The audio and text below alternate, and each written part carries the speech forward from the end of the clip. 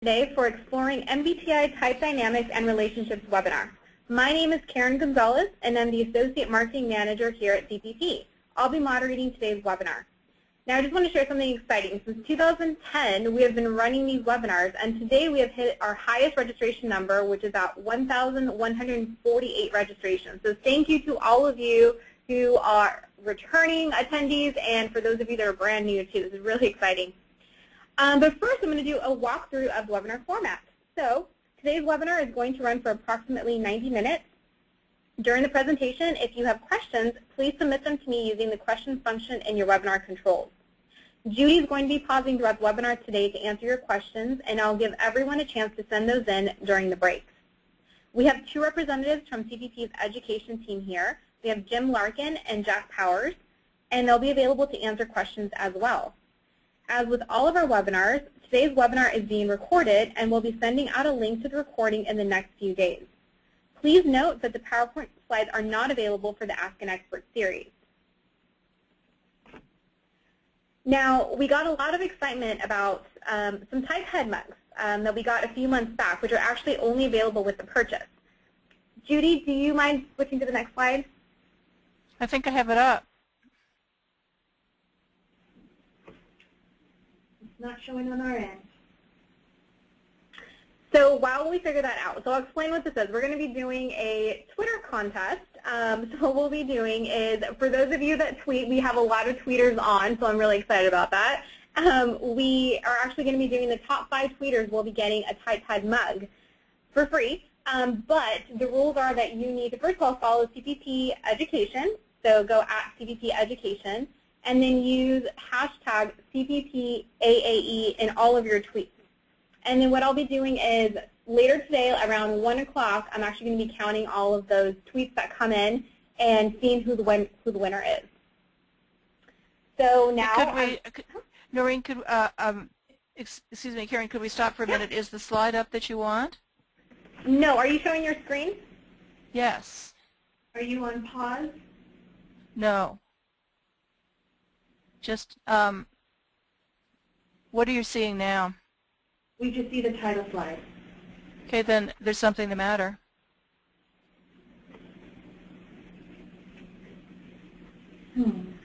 Let's see. Okay, hold on, everyone, please, while we figure this out. Put you everybody on mute real quick.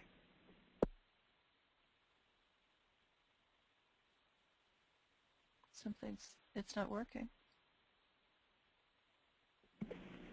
Judy, okay, everyone, what we'll do, Judy, I'm going to go ahead and actually show the PowerPoint presentation on my end, and then you can just tell me when to go ahead, okay?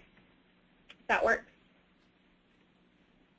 Give me one second, and I'll change it to myself. I'm going to change presenter to me, and then I'm going to show my screen so that you all can see the presentation, and you can just start with the presentation.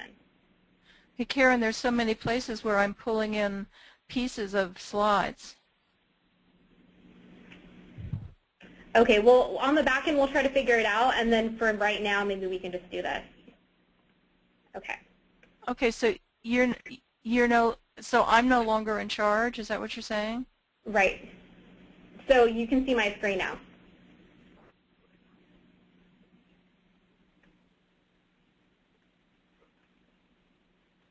Okay. Okay. All right. Here we go. Okay, sorry everybody, we're having like technical difficulties here. So, but it's okay, we figured this out. So here is this is what I was talking about with the Twitter contest. So here, like I said, there are the rules. So follow CPP Education, use CPP AAE in your tweets. Oh, that's another thing I forgot to mention, so no repeat tweets. So we're going to be actually going in, we're going to be retweeting your content. As you know, I love to see all this. So the contest will end today at 1 p.m., and we will be announcing the winners through Twitter. So now I'm very happy to welcome, as you've heard Judy's voice, Judy Gruder. She is GS Principal and Trainer. So Judy has been a Career Development Program Consultant and Trainer for more than 35 years, as well as a National Certified Counselor and NCDA Master Career Counselor. She's a recognized authority on the uses of assessments in career counseling and is co-author of a number of publications and reports on the Strong Interest Inventory, such as the new I Start Strong report and Myers-Briggs tools. So Judy, I'd like to turn the webinar over to you, and welcome, Judy. Okay, do you want to go to the next slide then? Yes. we're going to work it so Karen's doing the slides and I'm doing the talking. So I'm going to be kind of giving instructions as we're going along, and I apologize for that. Karen, when there's certain things to come in on the slides, I'll just say forward, and then I hope it'll come in. Sounds good. I've really missed everyone for the past couple of months and hope that you all had a wonderful holiday season. I know that most of you who are joining us today are MBTI practitioners and have been with us before, but the topic has apparently attracted quite a few who are new to type as well. Karen said we have, I think, over 1,100 people. Yep. We're hoping that today's topic will pique your interest to learn even more. The best place to start is by taking the MBTI assessment yourself with a certified practitioner, or by taking the MBTI online and doing an interactive feedback session through MBTI Complete. We'll have some information on how to do that at the end of the program. It's so close to Valentine's Day that we thought it would be interesting to talk about type and relationships. And then it occurred to me as I was putting this together that you might think that we're going to do some kind of a Match.com thing, and we may even do a little bit of that there. But what we're talking about applies to relationships with all of the people in our lives. Karen, forward.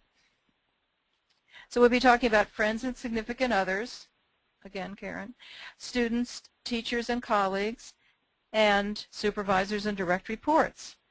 I'll offer some structure first, and then we can discuss how dynamics apply to your own personal and professional relationships. Okay, next slide. Types are attracted to each other either because they share core personality characteristics or because they complement each other in some way. And this pertains to work environments, work teams, families, friendships, almost everything. For instance, each column of the type table shares interests, values, and often abilities. When ST types meet other ST types, they find very quickly that they share common experiences and have something to talk about.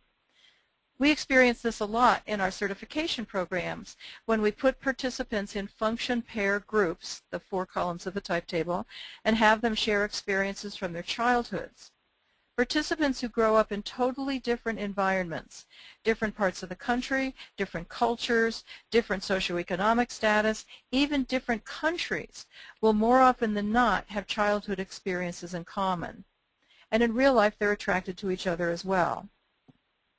Now, complementarity comes into play when people with the same core functions, ST, SF, NF, NT, have different EI and JP orientations. INFP and ENFJ, for instance. Sometimes complementary types with different orientations make it work very well, and sometimes not. Next slide. There's an old adage that opposites attract, and they often do. Sue Blair is the Director of Personality Dynamics Limited in New Zealand. I love the images that she uses for the 4 function pairs. I've used them here with her permission. Looking at Sue's visuals, what do you think about NF would attract ST? Or NT to SF? And at first glance, it seems almost impossible that we would be attracted to our opposites, and yet we often are. When it works, we have complementarity, an interesting and productive relationship, whether it be part of a work team or in a marriage. When it doesn't work, type gives us a tool to help understand why, and often to do something about it.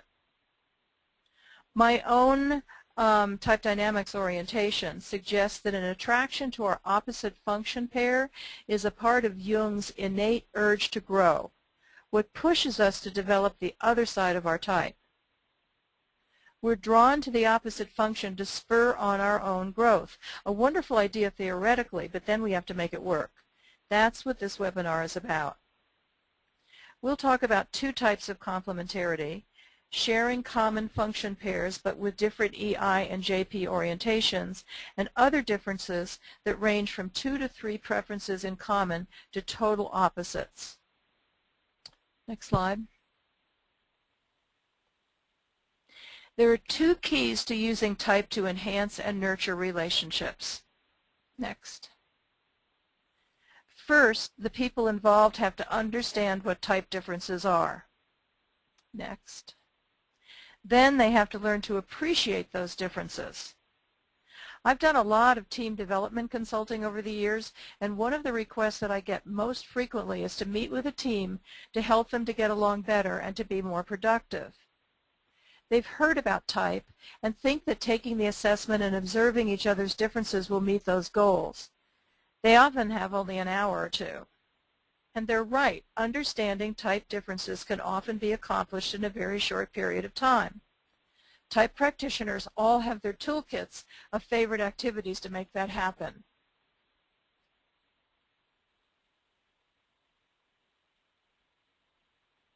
But appreciating team differences is a whole other animal. This takes understanding first, then applying, then revisiting understanding, then applying again, often several rounds with different scenarios. And this doesn't even take into account the hidden agenda behind the request in the first place.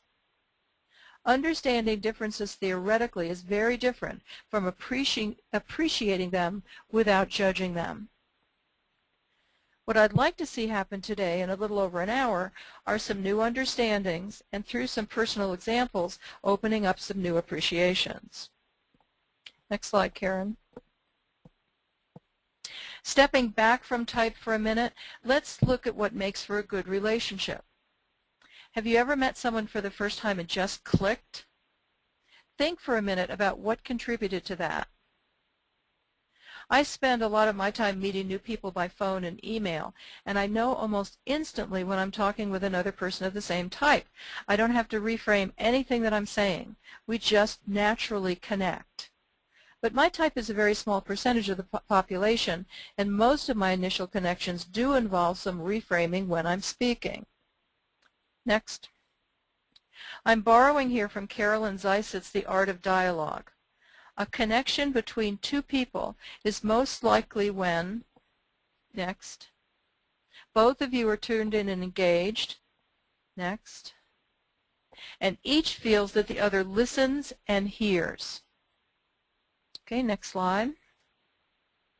Relating this to type, the connection happens when the needs of each are met for pacing, discussion and reflection, getting information and reaching conclusions, and structure and flexibility.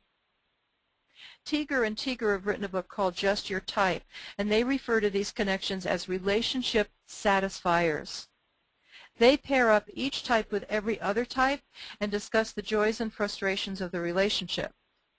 I'm not sure that it's that easy, which is why I bring type dynamics into the picture with what we're talking about today. Next slide. Now, Kumaro, Barger, and Kirby suggest two rules for effective communication that I think pertain to initial connections more than almost anything else. Next. It is the responsibility of the initiator to adapt to the receiver's communication mode. Next. It's the responsibility of the person who understands psychological type, whether initiator or receiver, to adapt to the communication mode of the person who does not know type.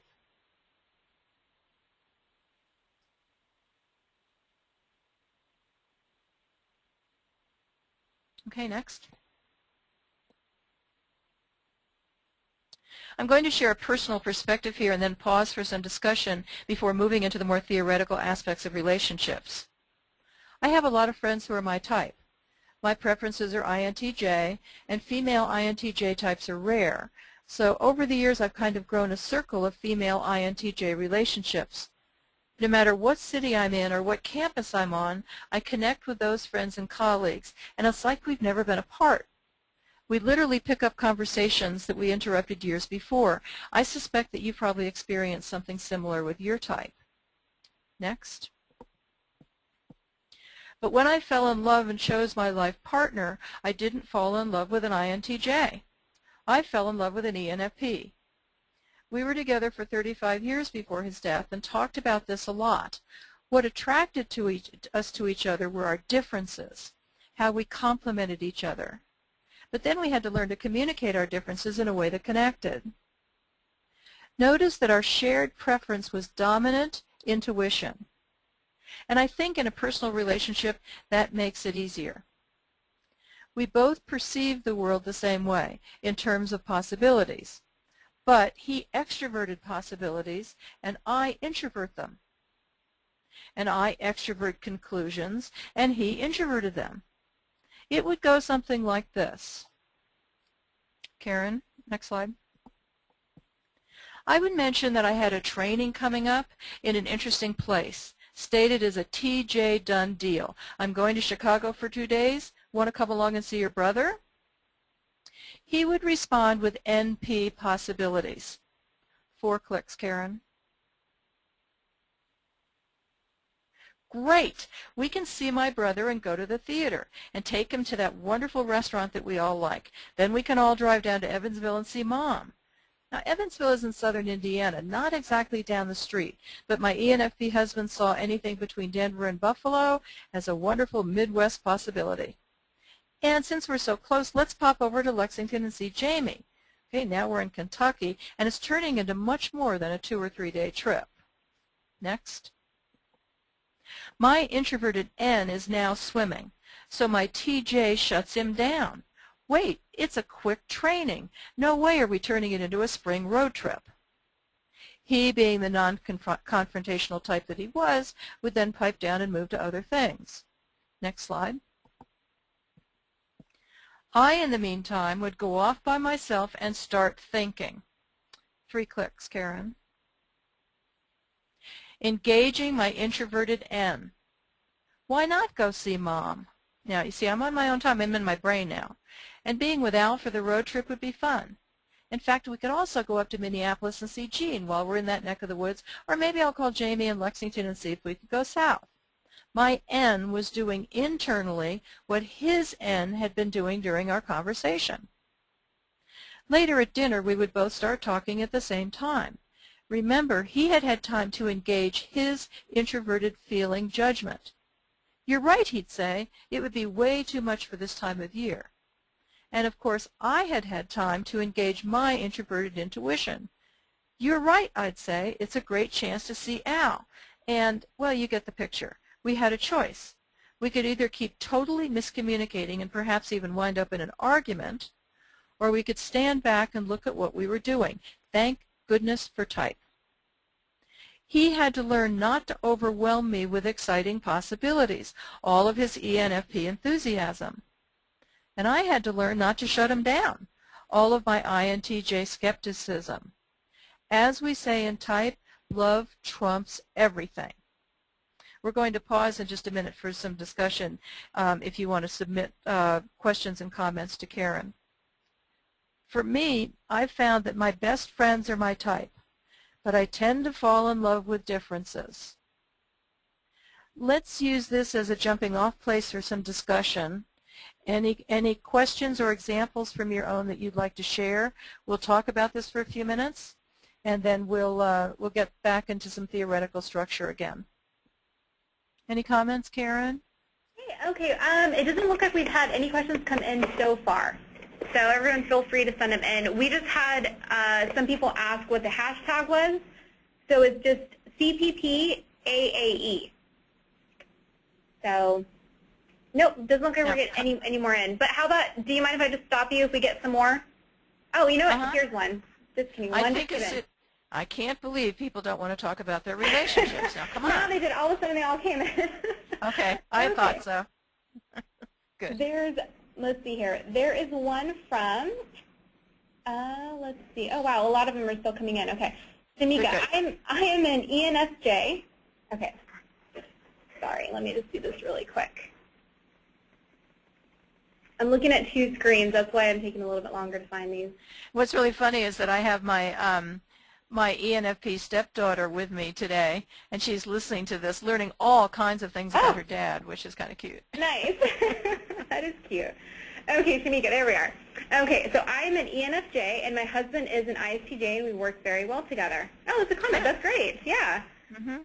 Now, that's what's called appreciating each other's differences. Yeah. Because they're opposite types except for the J.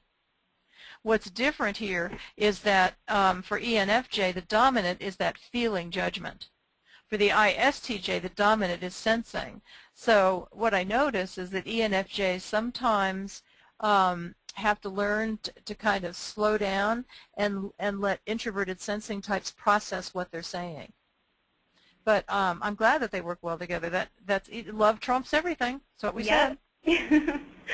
So one, and I'm sorry if I mispronounced your name, Saber, asks, do you have any experience with INFJ and ESTP relationships? INFJ and ISTP or ESTP? ESTP. Well, I'm thinking off the top of my head here.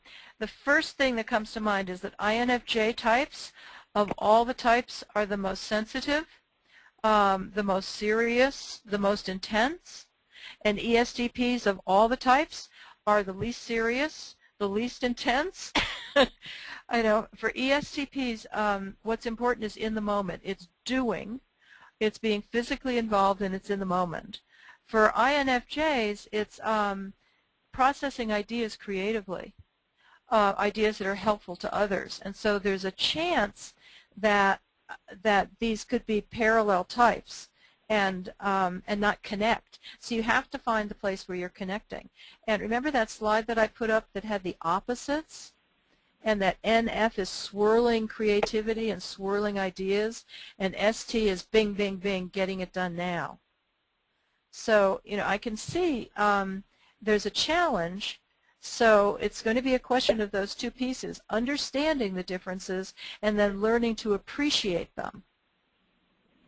And that's really all I can say. That's a challenge because we're talking about total opposites here. I feel like Dr. Phil. This is why this is a fun webinar. I know. But I'm interested, I'd be interested, the INFJ asked the question, have I had any experience with, I'd like to hear her experience, or his experience. So, okay, here's an observation from Kathleen, that most couples seem to have one J and one P.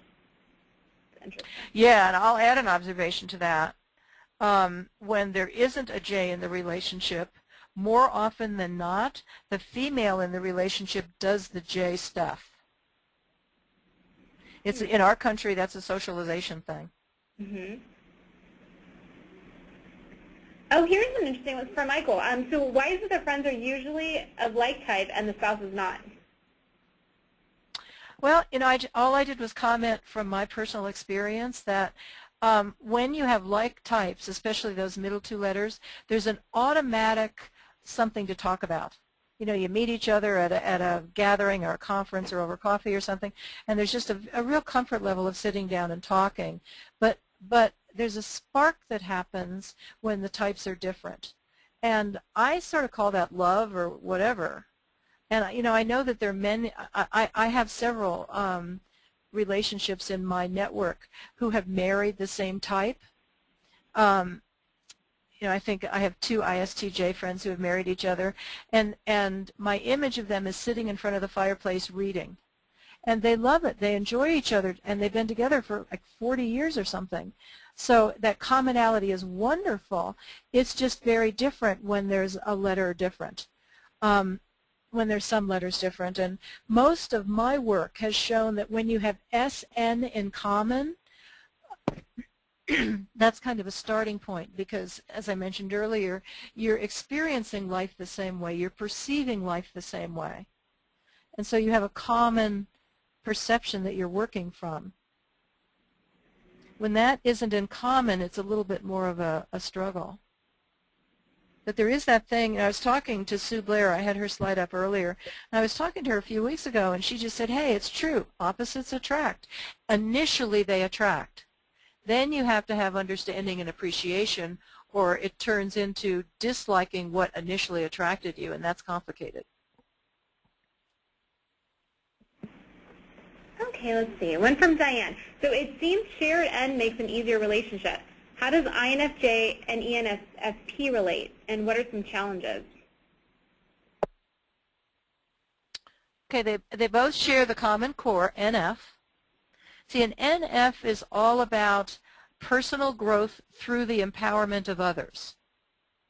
And so what I see initially when I look at those types is that both of them... Yes. Sorry, I think I said the wrong thing. So how does INFJ and ESFP? Oh, ESFP. Yes, sorry about that. Okay. Phooey, that's harder. Okay. Okay, INFJ, again, we have the more intense, sensitive, artistic, creative type that extroverts feeling. And will very often be very helpful and caretaking of others at their own expense. That's the INFJ thing. Now, ESFP is the fun-loving type. What I can see, first of all, is that the ESFP will pull the INFJ into activities and fun, social things, which is wonderful. And on the other hand, the INFJ, I see that FJ is maybe grounding the SP a little bit. I'm wondering if that makes sense. So I can see the complementarity there beautifully because you share the feeling. So it's always going to be about not hurting the other person. And in a relationship, that's a really nice thing to have. But on the other hand, one is very active and fun-loving, and the other one is much more serious and deeply creative and intense. And I can see them grounding and pulling out both. I like that. I think that'd be fun. Here's one that I think, and I'd want to hear the answer to myself as well, from Melissa, is if two people in a relationship are the same type, will one person flex to make up for what's lacking in the type pair? Say that, ask me the last part of the question again. Will one person's what? Let's see. Will one person flex to make up for what's lacking in the type pair? I'm missing the verb. Will one person what? Will one person flex? Flex. Yeah. Thank you. That's interesting. I don't know. What do you think, Karen? I kind of think so. I mean, I'm just thinking about my own past relationships where I did date somebody that had the same type, and yeah. I feel like I had to always, like he was a J as well, but like I would have to be the one that's like, okay, well, you know, we don't need to be planning this whole thing out. You know, I was just trying to be the one that would flex a little more. Yeah. So because, in that maybe case, because I knew type, so. Well, and of course that's the responsibility. If you're the one who knows type, it's your responsibility to do the flexing. Mm-hmm. It's assumed that you understand it. And I think that some types are flex more easily than other types. The strength of ESTJ, for instance, is not flexing. It's, this is who I am, this is the way it's done, we're going to get it done, now do it. And that's very different from an ENFP, for instance, which is the most flexible type. And so I think that has to come into play. But you know what we're really talking about here is type development. And over the lifespan, whatever your type is, those middle two letters just naturally reach out to incorporate the letters that aren't there. So if you're an NF, you naturally grow into ST as you mature. And so whoever it is that's maturing first, who's forced to mature first, who's forced to reach out of their type, is probably the one that's going to flex. There's so many things involved. I think of, you know, NFs and SFs are the more compliant types. So if something needs to change, they're the ones who are going to comply and do what the other person requires. But on the other hand, you know, if they're not developed on the other side of their type, it gets complicated. I think there are a lot of things involved in that. That's a great question. Okay, do you have time for another? Sure, let's do a couple more, and then we'll get into a different perspective on it. Okay. Here's one from Jenny. So how might one educate the other on type in a respectful manner rather than always being the one that has to adapt? And that, you know, that was my thing, because my husband was actually the one that brought type home when he was in seminary, and I was in graduate school in counseling, and he brought type home. And I'm an INTJ, so of course I had to get all the theory immediately. He was an ENFP, and he was so excited and enthusiastic, and oh my gosh, I remember that summer so well. I think it has to do with the type that you're educating. I think if I were doing it all over, I would have both people, the person who knows type and the person who doesn't, take the instrument and verify their types with a third party. You don't want to type your significant other. You don't want to give them the assessment. But have a third party who knows type help you to both verify your type and point out similarities and differences, and just start there. And if the person who doesn't know type is receptive to knowing more, then you kind of slip it into conversation. And I was always, I had to keep reminding myself, living with an ENFP when you're an INTJ, I had to keep reminding myself that his NP just didn't see things. I mean, the story that many of you have heard so many times is when we were first married, his idea of making breakfast was buttering a piece of toast on the counter, picking up the toast and walking away and leaving the toast crumbs. And my INTJ thought that he was doing it just to really infuriate me. And as I learned type, I came to understand that he didn't even see the toast crumbs. He didn't care about him. He didn't see about him, and he would never hurt me. He loved me dearly. The toast crumbs were not personal. I had to understand. I had to understand that, and I remember when that awareness came to me, and I shared with, because what happened in our relationship was I moved way ahead in type. I just, for 40 years, type has been my thing. He kind of stopped at the enthusiasm point. He understood it and said, oh, that's fun, okay. And so when ahas like that would come to me, I'd share them with him. And just sharing how I was getting an awareness and appreciating him more really made him want to learn more. Whereas if I'd been married to an ESTJ, for instance, I would have had some resources available to show him. To say, let's look at our two types, and like the Tiger and Tigger book, for instance, let's look at our two types and where we overlap and where we don't, and chart it out together. So it depends on the type that you're trying to educate. I think the word in the question, which was so important, is being respectful. And that's key. And respect to me means understanding the other person's type and communicating to that. So good question. Okay, you want to do one more? Okay, this is really hard. There's so many good questions. But this is a really relevant one, I think, because we have many people that are new on the webinar. So this is from Christy. She asked, how do I find out my type if I don't know it? Can I find it for free online? Okay, that is a really good question. And I started by saying the best way to find your type is with a certified practitioner who can administer the MBTI and help you to verify your type. We don't find out our type from the assessment itself. The assessment is the starting point for discussion, and through that discussion you verify what your type really is.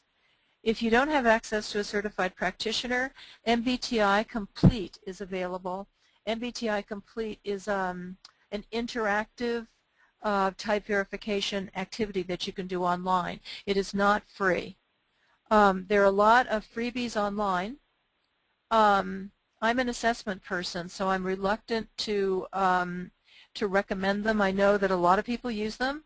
The important thing if you're using a freebie is to take the results to a certified practitioner and make sure that whatever results you get from the freebie you verify through discussion, because freebies don't have the reliability and the validity that are required to really be the foundation of type. So be careful, but there's so many people out there that will sit down with you and discuss the results you get from whatever you take. Just find one of those people and talk it through. And Jim and Jack, if you have any other suggestions on that, I'd certainly appreciate it, because you know how I feel about the online freebie stuff. No, I think you said that very well, Judy. Thank you. Is that a good place to move on, Karen? Sure, yeah. To the next slide? All right. Oh. Okay, type theory. I want to take a look at this a little bit from the perspective of type theory. Relationships, whether they're personal or collegial, are about the what of connecting and the how of connecting. When I was talking about common childhood experiences and connecting with INTJ friends, next, I was talking about the what of connecting, similar interests and values and experiences that come from the type table columns. Next. What was going on in the transaction that I was describing with my ENFP husband is the how of connecting, how we express ourselves, the rows of the type table. Now the how is type dynamics, the interaction of the letters in each four-letter type, which behaviors are extroverted and which are introverted, which are dominant and which are secondary.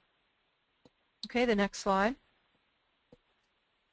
How we communicate content, how we connect, is represented by the rows of the type table, the EI and the JP orientations.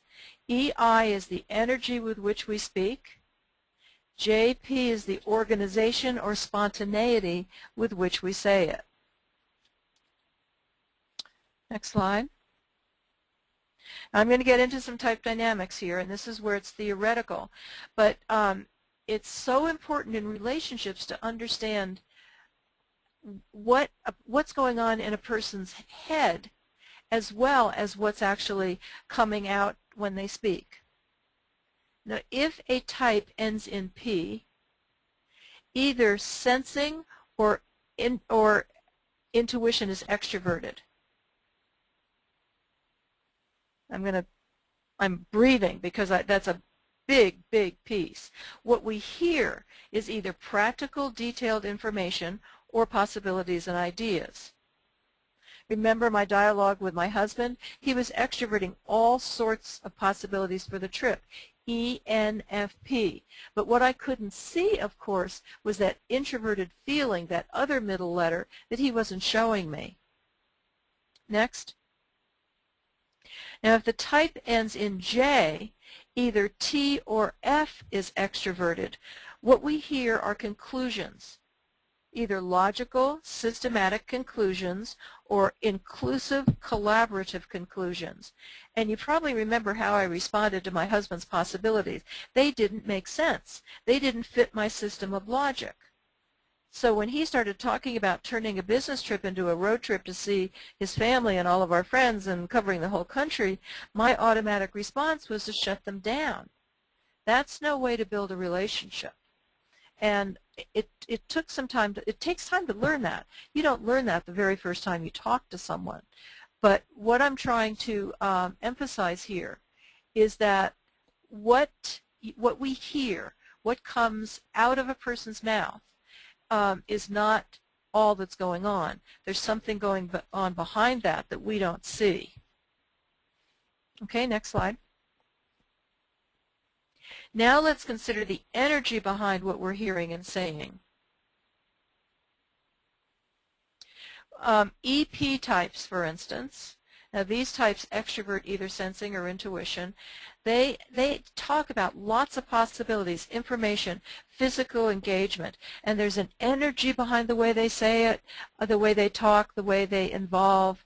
And if they're EFPs, there's an inclusion. You just feel it.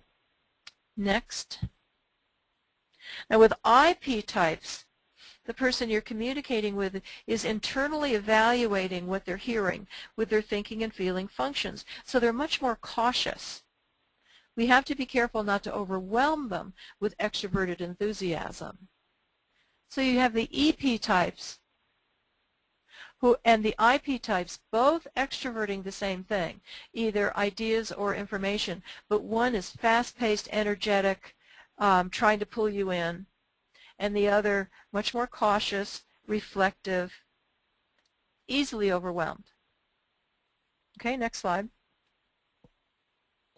Now with EJ types, we either get very strong statements of what is right and how something's going to be done, as in ETJ types, or strong expressions of inclusion and collaboration, making sure that everyone agrees, as in EFJ types.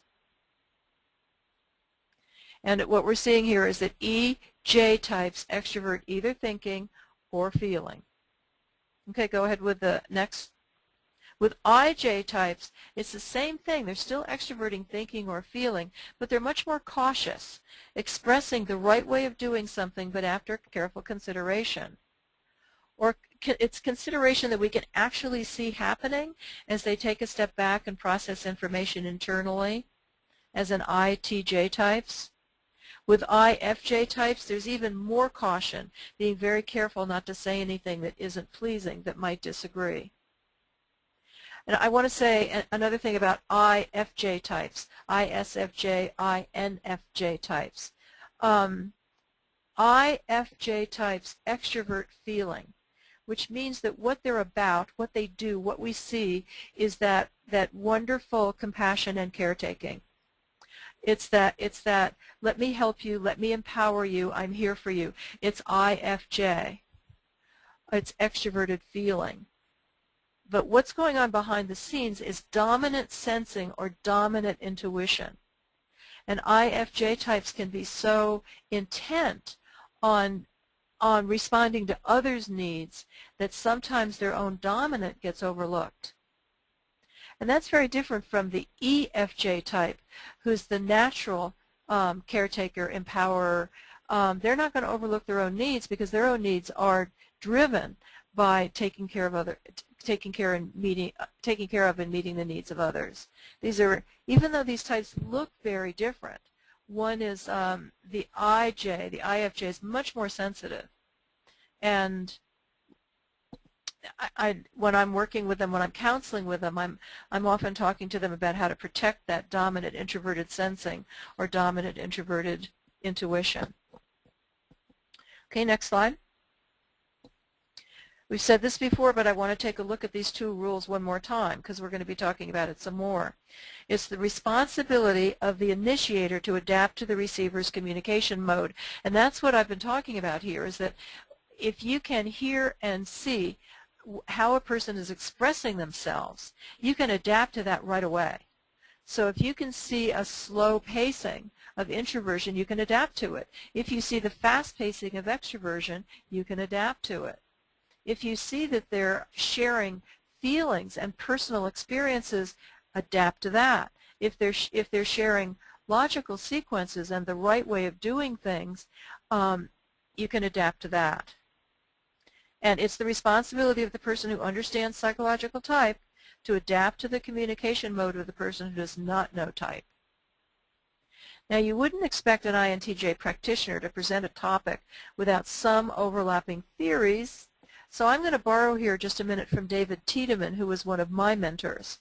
Tiedemann, I'm sure, borrowed his concept of work adjustment, which was his theory, from the military. And I think this is really important in initial communications with people, the initial development of the relationship. Go to the next slide. And what Tiedemann said is that whenever we enter a new environment, there's a mandatory period of induction. You can tell he's from the military, huh? Induction is a period when we don't act, we don't express opinions, we just stand back and absorb, listening for the real agenda of the environment, in this case a relationship. And that's critical when you're building a relationship in the initial stages. In a work environment, Tiedemann used to say that as a new hire, 6 months before you interject your opinions and try to initiate change. And this is where pacing and the initial connection are established. And then since we're the ones who know type, it's our responsibility to adjust to the other. Okay, next slide. And I'm going to pause actually in 2 more slides if people want to get their questions ready, their discussion points ready again. Now to summarize, we're listening for pacing and how to space our discussion and our reflection. Okay, next. IJ types connect through reflection and organization. Next. IP types through reflection and flexibility. The person who asked about flexibility earlier, they're going to see flexibility twice here. It's the P types. EP, next, EP. EP types connect through energetic discussion and flexibility. And EJ types through energetic discussion and organization. Now, I started out by talking about a personal relationship, but any of these concepts can certainly apply to approaching new direct reports in the workplace or presenting one's ideas to our colleagues and managers. Okay, next. You have ENFP preferences. Imagine that. And your manager's type is ISTJ. You have a new idea and are super enthusiastic about it and want your manager's approval to put it in motion, and put it in motion while your excitement and enthusiasm is still high. Using what we've talked about, think about how you might frame your enthusiasm to get his or her buy-in. Think about that for a minute, and then we're going to pause after the next slide.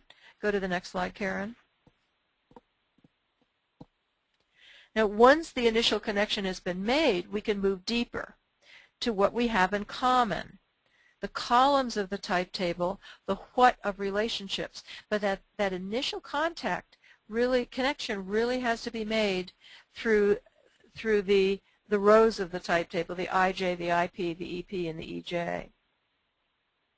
Now, the what of relationships is a whole other piece. Before we talk about that, let's pause for any other discussion questions that have come in. Anything that needs clarification. I've just thrown a whole lot out at you, I know.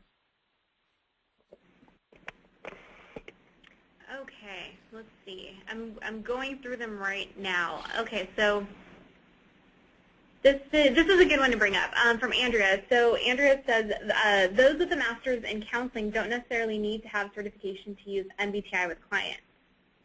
Do you want to comment on that? The guidelines of the American Counseling Association and the National Board for a Certified Counselor are very, very clear about the need for training on instruments that you're using with clients. The master's degree makes you educationally eligible, but it does not certify you to use the instruments. Personally, I can't imagine using the MBTI without training. I just can't imagine it. What happens when you're not trained on it is you use a very static approach to type, which is ENFPs are this way and ISTJs are that way. It's what I see with people who aren't trained is giving someone a description of the type and saying, here you are. And they say, wow, that's wonderful. And you're missing the 3 levels of type that we're talking about here, the whole type dynamic and type development thing. That's my opinion. And Jack and Jim and Karen and all of you who are involved with the distribution of the MBTI, pop in if you agree or disagree.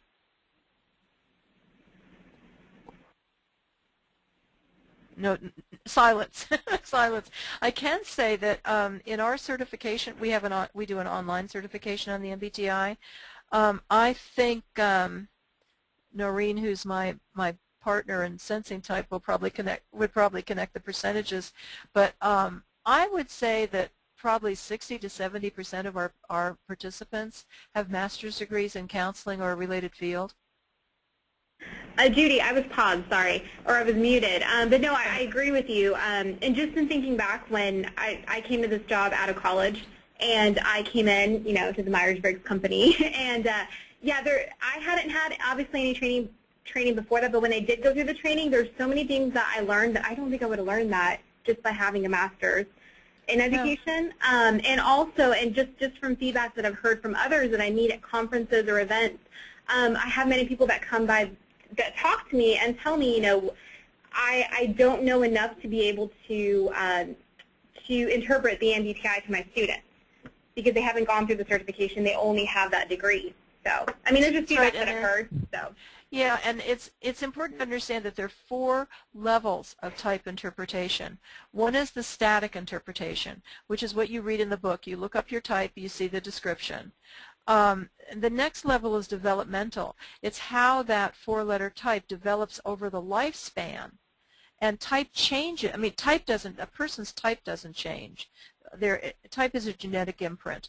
But how they express it does change as they integrate other pieces. And then there's type dynamics, which is what we're talking about today. And type dynamics is what part of the type is introverted, what part of the type is extroverted. It's all of that piece, which is what team development is about and what personal relationships are about. And then there's the behavioral level of type interpretation, which is the MBTI step 2. So if you have a master's degree in psychology or counseling, what I'm hoping is that all of that has been covered in your training. I know in the programs that I teach in, we spend 1 4-hour class period in a graduate program just on type. And that's enough just to cover the static interpretation. So I'll get off my soapbox now, but I feel pretty strongly about that. Thanks, I'll Judy. jump in. What, Jim? I'll just jump in and just say that every time I have someone who was educationally eligible and they went through the certification, in addition to that, they, without fail, will say, I'm so glad I did that. It gave so much more information. I feel so much more confident. It's greatly enhanced and improved my ability to really help my students get the best out of the assessment. So yes, educational eligibility is there, and certification will just bring you that much more intimate understanding of the assessment. Yeah, I like those words. It's the intimate, the in-depth, yeah.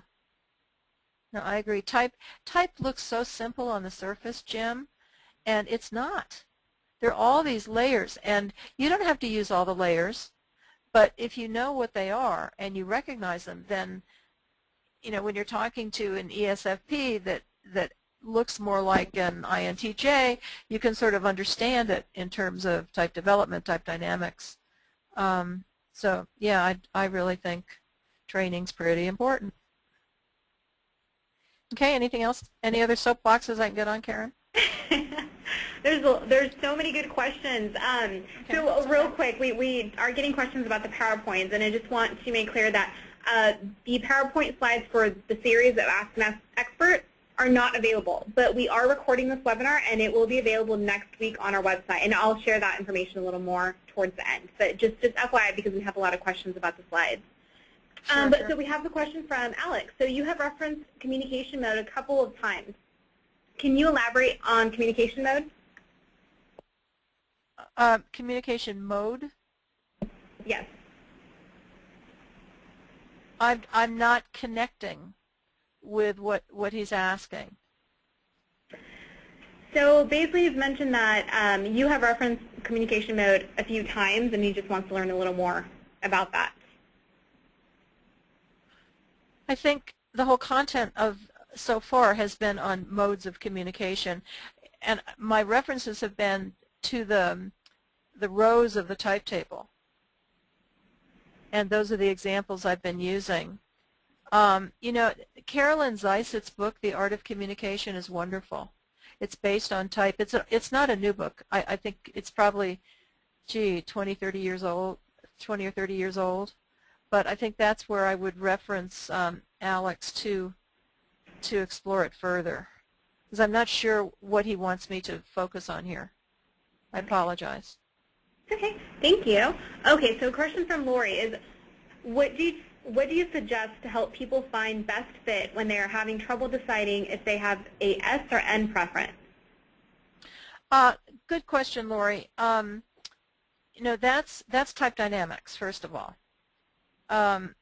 So when people are struggling with S versus N, the examples you use to help them clarify whether depend on whether the type ends in J or P.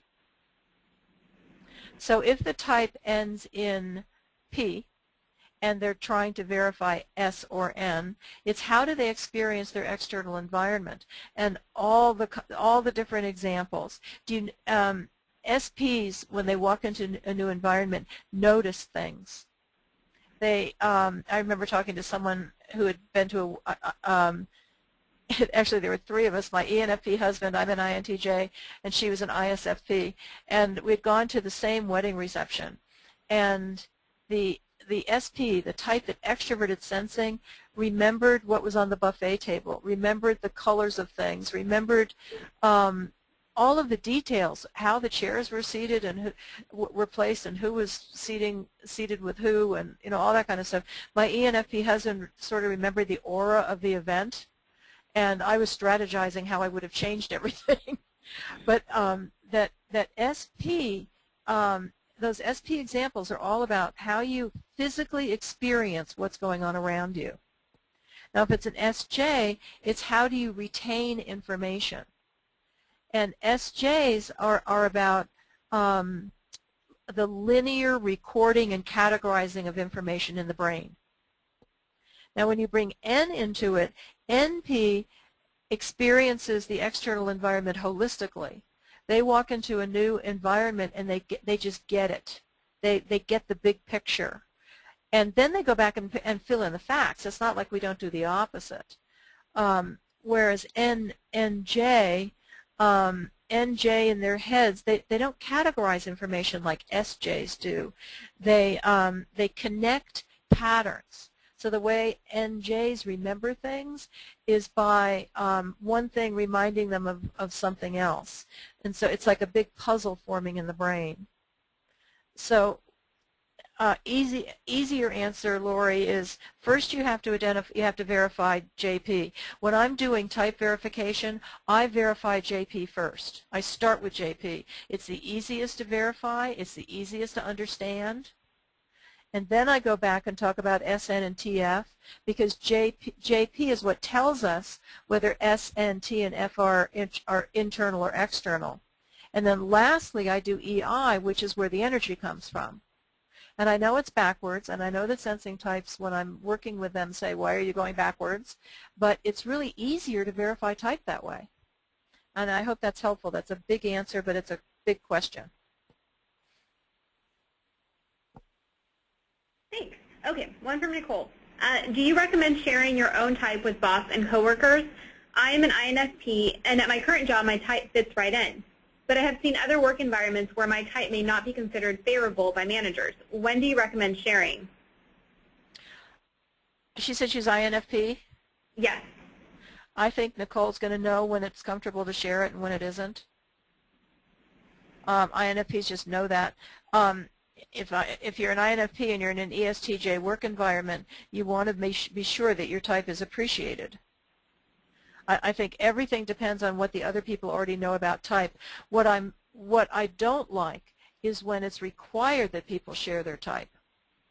An INFP can figure it out, but you know, when a boss comes in and says, "I want a placard on everybody's desk with their type on it," that's when I cringe. Mm-hmm. Agreed. That's not ethical to do that. No, it's not. Okay, let's do just a couple of more. Okay. From Diane. So is it easier to get along for two who share the same dominant function or for those who extrovert the same? Wow. Wow. Wow. You know, of course, my dominant intuition just went off into outer space. You know, I've got a really concrete answer. It depends.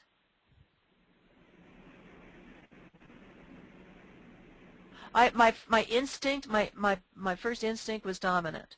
Dominance is the easiest. But then I thought right back to my dominant introverted intuition and my husband's dominant extroverted intuition. We had to learn how to manage that because we all had our possibilities in different places. He talked about them and I thought about them. But I think in a personal relationship, there's a lot that isn't accounted for by type.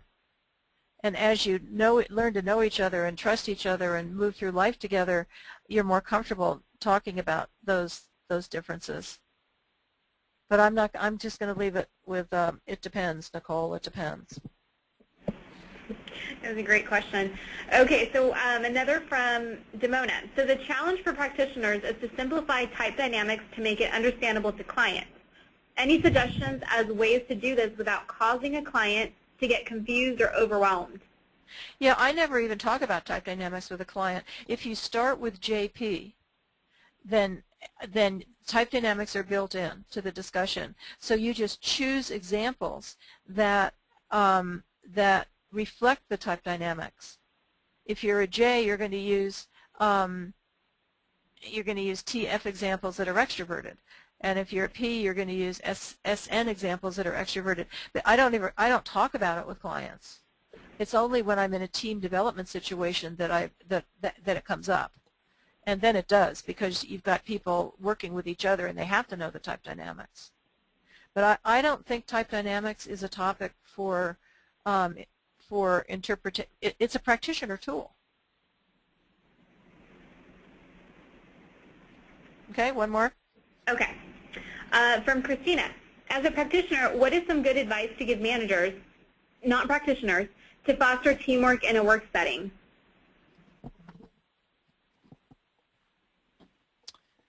Oh, boy. Related to type.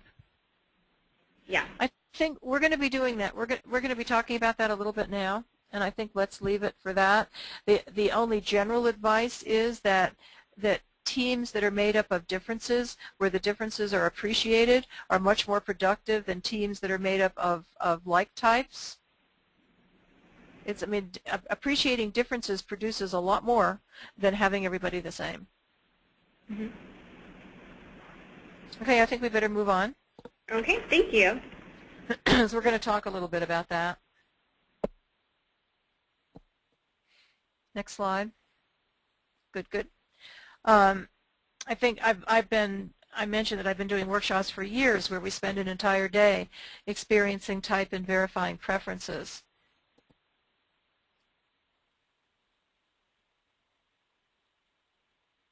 Excuse me, I had to clear my throat.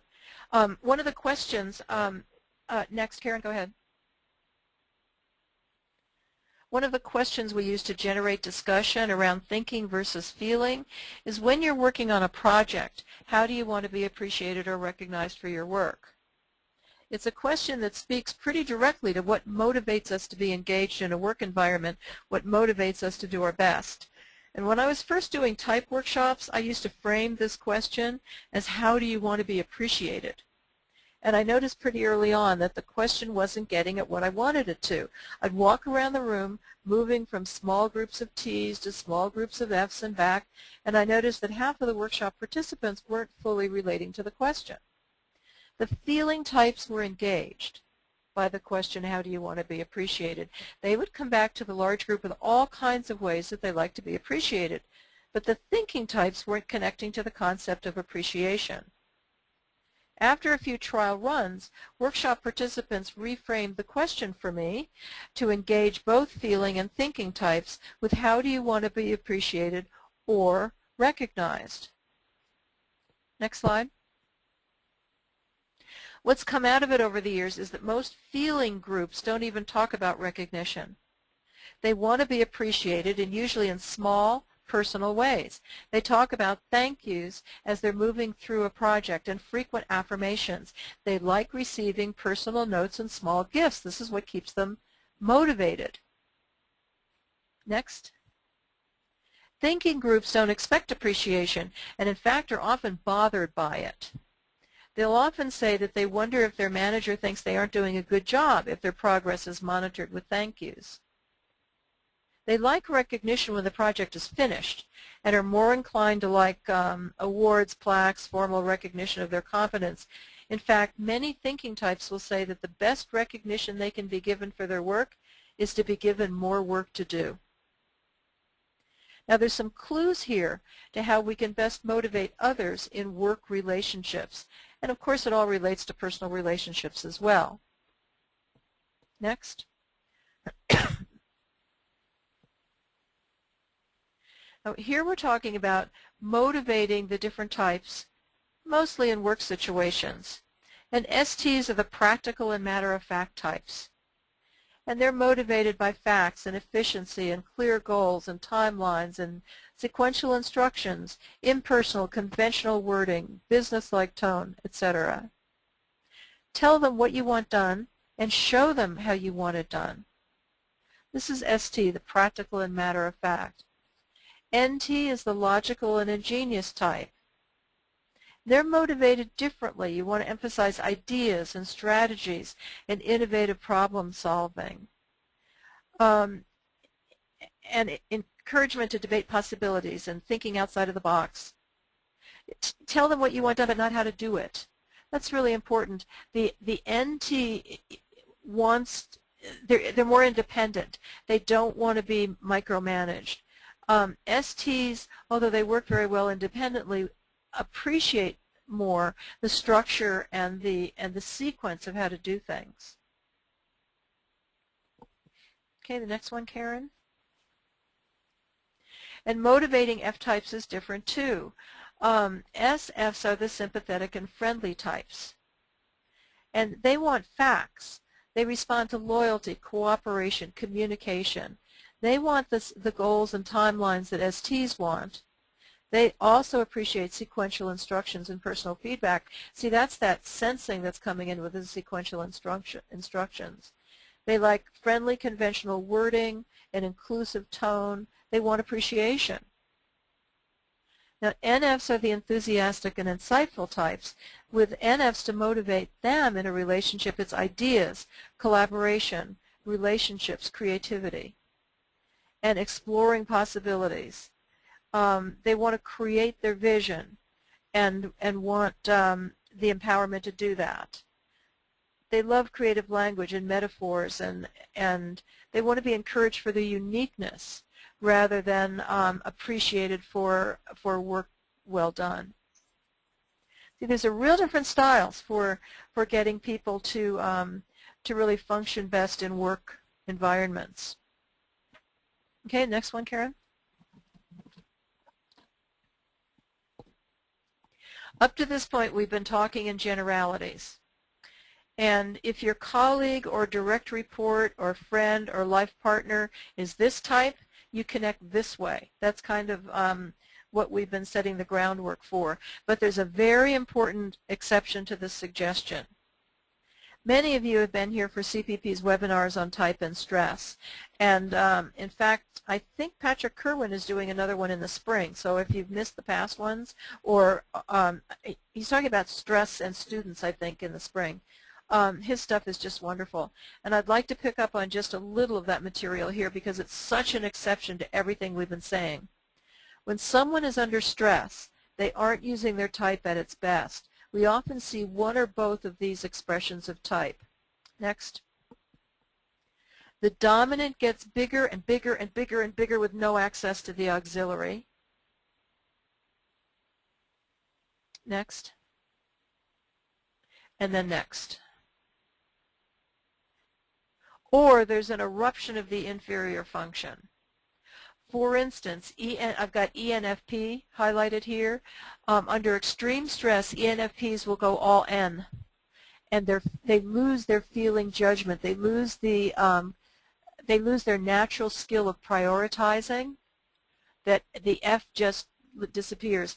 ISTJs get overloaded with too much information and just overwhelmed, and their auxiliary function of thinking also just disappears. The eruption of the inferior is when the opposite of their type acts out. So an ENFP whose dominant is N might start focusing on one tiny little bit of information. Where I have a couple of examples of this coming up. Next slide. Okay, we're going to look at ENFP as an example. One of the things that ENFP types often experience when they're stressed, next, is exaggerated dominant intuition, and they lose access to their auxiliary feeling function. They experience an explosion of ideas with no feeling judgment to control it. Eventually, they can become overwhelmed with possibilities and become paralyzed to act. And if we respond by our own rules with ideas, possibilities, and encouraging creativity, next, they'll explode even more. It's like a volcano of ideas.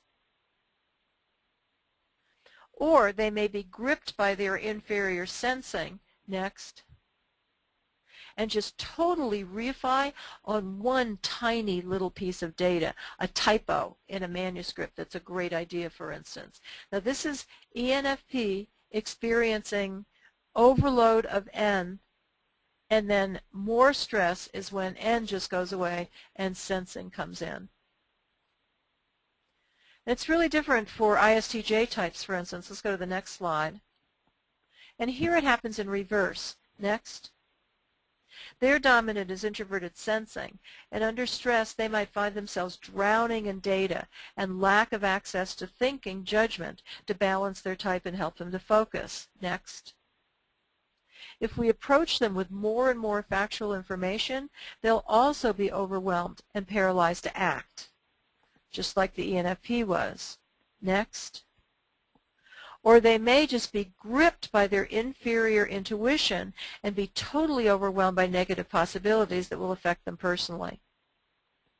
Now, this is something to keep in mind for any type in any relationship. When friends, colleagues, bosses, partners, children, whatever, are behaving in a way that's not typical, they could very well be trapped in their least comfortable mental function.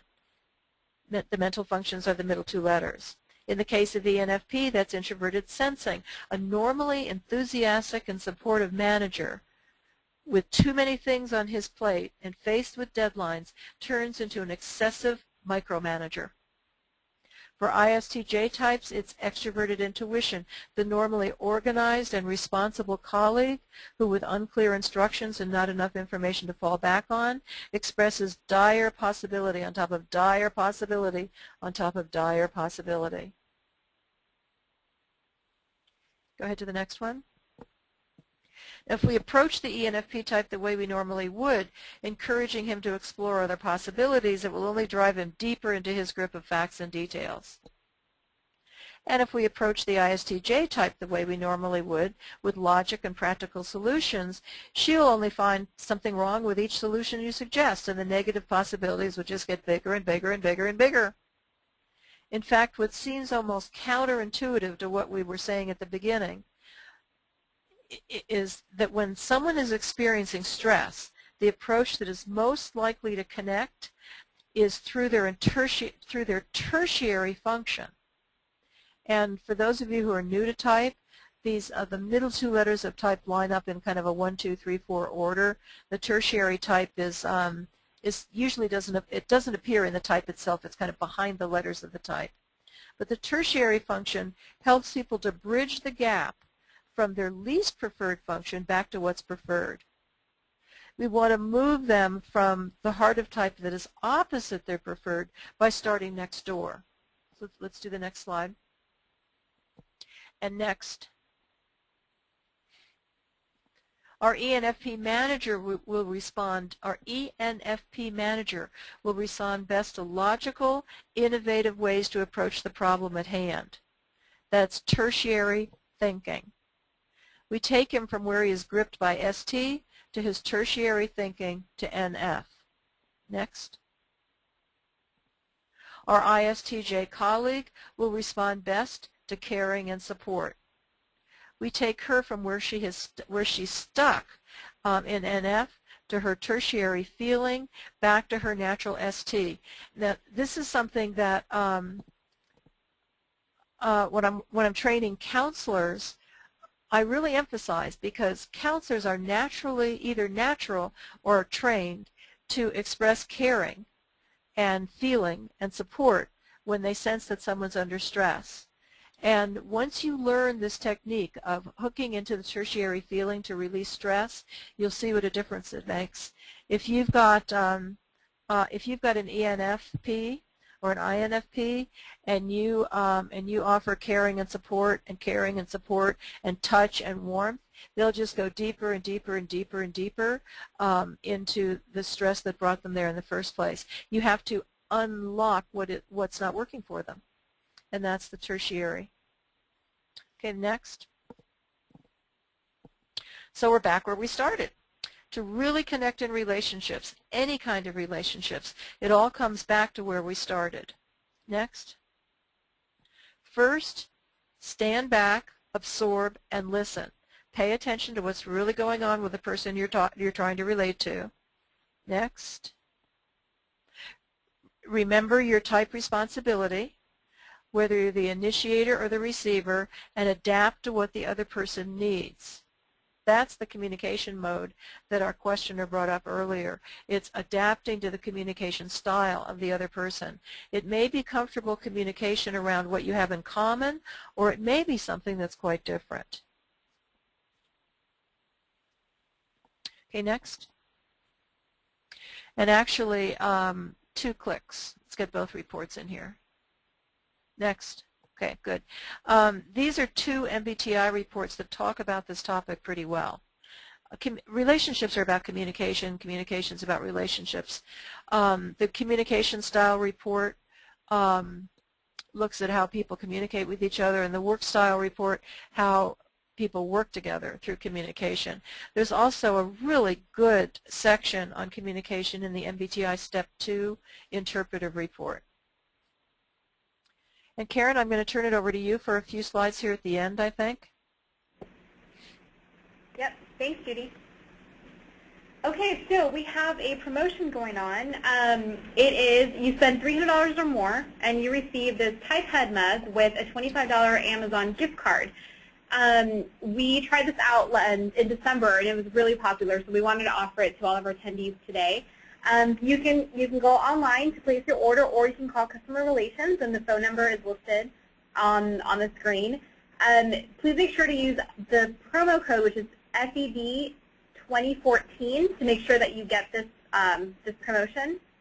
And this will be until supplies last, or until February 23rd. So, and just please note. What are we spending? Spending our $300 on what? On products, on reports, really on anything, yeah. Anything at CPP? Yeah, CPP. So please know that this offer is not available for international orders. On the next slide, we're going to give information on that. And it is limited to 1 mug and gift card per person. So it cannot be combined with other promotional offers or previous purchases. So. Okay.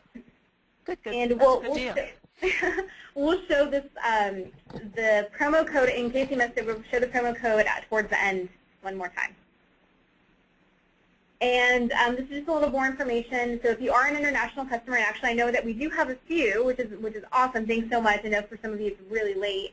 But if you are interested in product information or services, please visit cpp.com/global sales, and then you will find your territory there. And also, this is something else to note. If you are not receiving emails from us, it may be that your email preferences are set to opt out.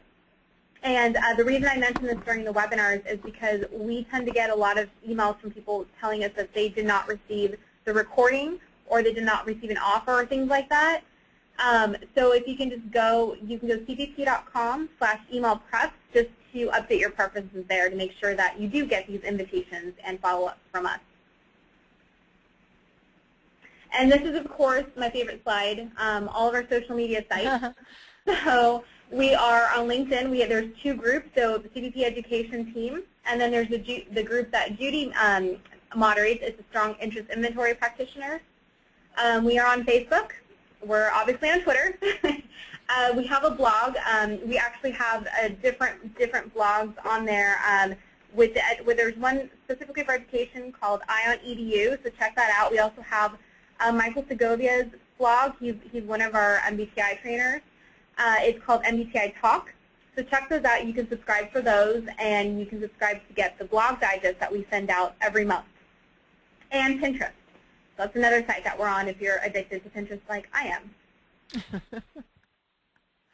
And so here's just a little information about certificates, because we get a lot of questions. We do offer, for this webinar, we are offering NBCC credits as well as MBTI practitioner credit. It's 1.5 contact hours. And we began charging for certificate requests as of September of last year, 2013. All certificates are $7.95 plus applicable taxes and fees. And just FYI, you don't actually have to do anything. And then if you've been with us in the past, you know that we would require you to fill out a survey and request a certificate, but we're no longer doing that. The reason we're charging is because we got a different system to be able to track this. So basically, so long as you were on this webinar viewing it on your screen, because only calling in we can't track calls, only screen views. So if you were on the webinar for 1 hour or longer, you are eligible to purchase a certificate, and our system will automatically put you in that eligible bucket so that you receive an email with more information. Now, those who are not eligible are those who either only called, or they were on the webinar for 1 hour or less. Good job, Karen. That's a lot of information. Yeah. And and I know this slide looks like a ton, but really we try to make it as simple as possible because we were running up against, it would take us sometimes a month to send out certificates, and we know that a lot of you have deadlines to turn these, turning these credits. So you will receive this within 2 days once you place your order, 2 business days. And this slide is just information about our next webinar that Judy mentioned. So the next one is April 17th, and it's on students, stress, and MBTI type. And we will have Patrick Kerwin, who is wonderful. He did a webinar for us last year as well. So he has some really great content to share. And you can register at cbp.com/askanexpert. And we have the Strong Interest Inventory Certification Program, which will be held in Lake Tahoe from June 9th through the 12th. And you can go to gsconsultants.net/Lake Tahoe certification. So both of those links are on this page. Come to Lake Tahoe in June. It's fabulous. Oh, it is awesome. That's where I did my certification. I loved it. Yeah, it's wonderful. It is. Okay, and for those of you, some people were asking about where to take the MBTI, because like I said, we did have a lot of new people on this webinar that don't know much about type or have taken MBTI for free online, which I'm glad somebody asked that. You can take it through mbticomplete.com. There is a fee.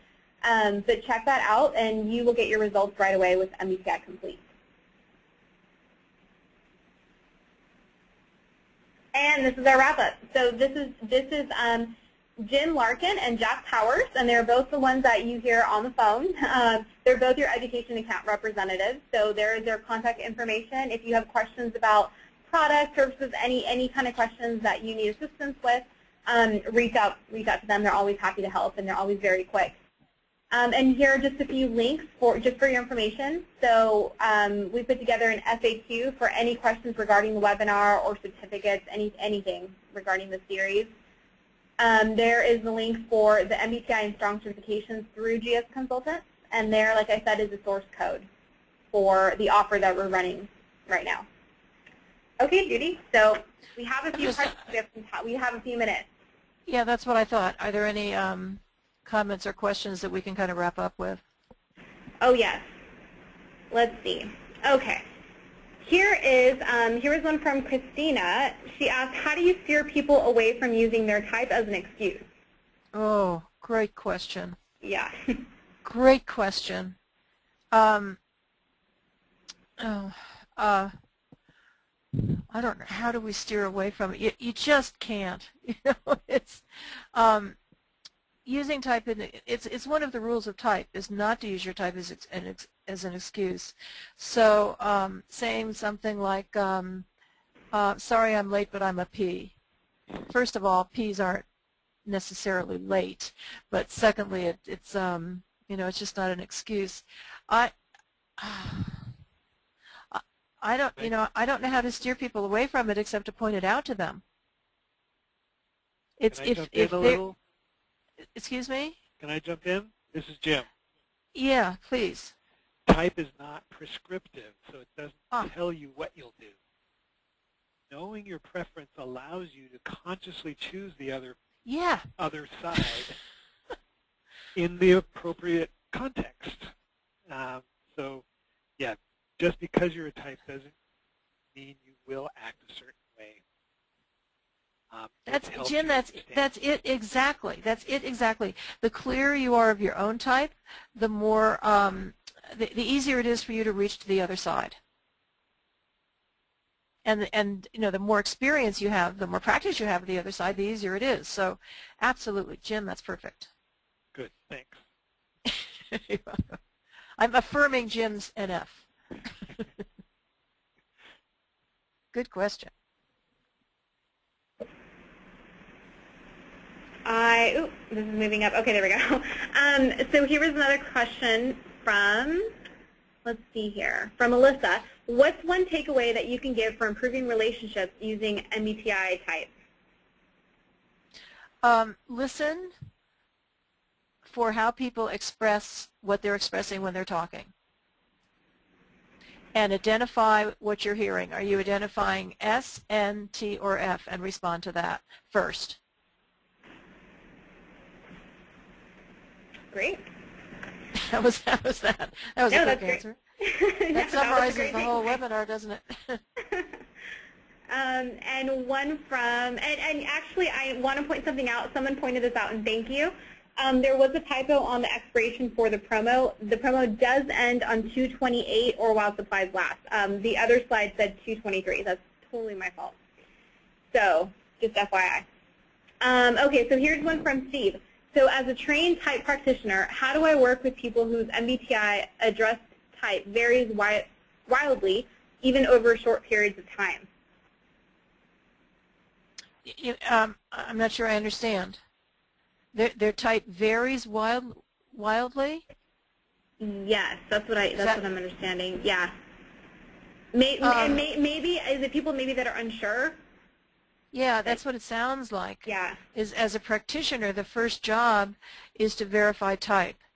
And if people are moving back and forth, then you have to look behind the type and see what's causing that. And that's what you focus on. He sent a clarification. He said that their assessed type seems to change. Yeah, well, you've got to find out why. Mm-hmm. We can just remember that assessed type is not type. Verified type is what comes out of the discussion of assessed type. And there are a lot of things, that are beyond type. And if their type is switching back and forth and you're sitting with them trying to verify and they're associating with both sides, and that happens frequently, you want to find out what's causing that. And more often than not, it's a conflict between their natural preferences and what their work is requiring or what a relationship is requiring that's causing fluctuation. And also, just as a backup, you don't take the MBTI more than once. Usually, as the MBTI was meant to be administered once and verified, so it's not typical that you would keep re-administering. It doesn't measure. You can't measure change with it or development or anything. So there isn't any reason really, if someone has tested and verified a type, you pick up the discussion right there rather than administering and administering and administering. Good question, though. Tough. Yeah. Let's do one more. Okay. And this is one I'm also very interested to hear. Sarah, so what makes JP easiest to verify?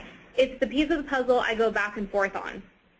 Well, JP describes external behavior, and it's how we prefer to behave. Do we want to set goals and meet them, or do we want to be open to the moment? And the reason it's usually easy to verify is that there's so many examples of those two behaviors. And it's what comes naturally to you. We know that to get through school and work and whatever, we have to incorporate J behaviors. We just know we have to. It's the should side of us. And J's do that naturally, and P's have to learn how to do it. We also know that J's have to learn to relax and let go, and that's moving to the P side. But it's what do you do naturally? And most everyone has a preference for what they do naturally when they're given time that they're in charge of. Great. Do you want to try another one? Let's see. Yes. So we have a couple minutes. So we have Lori. What do you suggest to help people find best fit when they're having trouble deciding if they have an S or an N preference? I think we talked about that before. Oh, you know what we did? I had it flagged, yeah. Yeah, okay.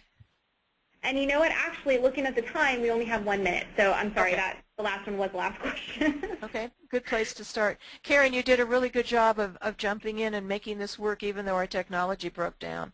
Good job. Yeah, thank you. Sorry that it freaked out at the beginning. We lost some of our beautiful formatting on the slides, but Yeah. you made it work. Thank you. Well, thank you too. So, and thanks everyone also for tweeting.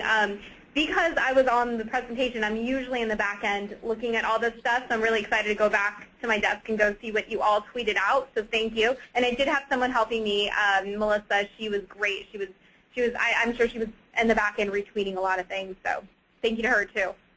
So unfortunately, we have run out of time, but I do, again, thank you all for coming on your busy day to attend, and again, also for you international folks who I know are on the line.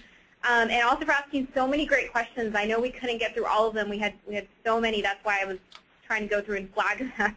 And thank you, Judy, so much for sharing your knowledge and expertise as always. I mean, it's always, you always do a fantastic job. So. Yeah, it's a great topic. Happy Valentine's Day, everyone. Yeah, happy Valentine's Day, everyone. So please join us for April 17th, which is our next webinar on student stress and MBTI type, which I mentioned is the one that Patrick Kerwin will be presenting. To register, just visit our website, which is cpp.com/askanexpert. And also remember to check that same site to find all of our previously recorded webinars, including this one. So thank you, everybody, for attending, and I hope you all have a wonderful day and wonderful Valentine's Day as well. Bye-bye.